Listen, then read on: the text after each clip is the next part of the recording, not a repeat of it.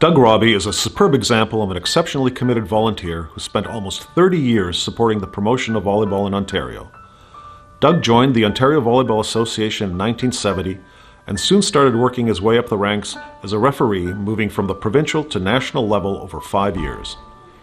In 1976, Doug became the Metro Toronto officials chair for the OVA, and he proudly worked as a linesman and scorekeeper at the 1976 Olympic Games in Montreal. In 1973, Doug was elected as vice president of the OVA. Doug then served as Ontario Volleyball's president from the fall of 1975 until 1984. In his role as OVA president, Doug represented Ontario at the Canadian Volleyball Association meetings, and in 1979, Doug was elected as vice president of the CVA, a role he held until 1984.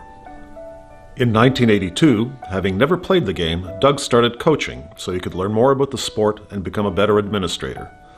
Doug coached with the Scarborough Solars until 1989. During this time, Doug's teams won 5 Single-A Women's League championships, Ontario Women's A Provincial Championships, and won 2 silver, 2 bronze, and 1 gold medal at the Eastern Canadian Women's National Championships.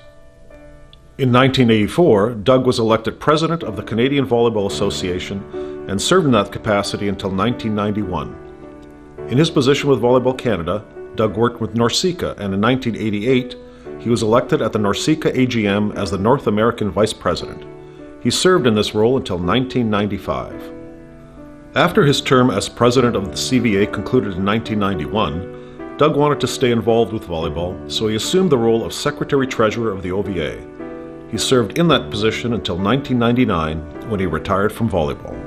We would like to take this opportunity to thank Doug for his countless contributions to our sport and his commitment to the development of volleyball in Ontario and beyond. Congratulations, Doug, on your well-deserved entry into the OVA's Hall of Fame class for 2018.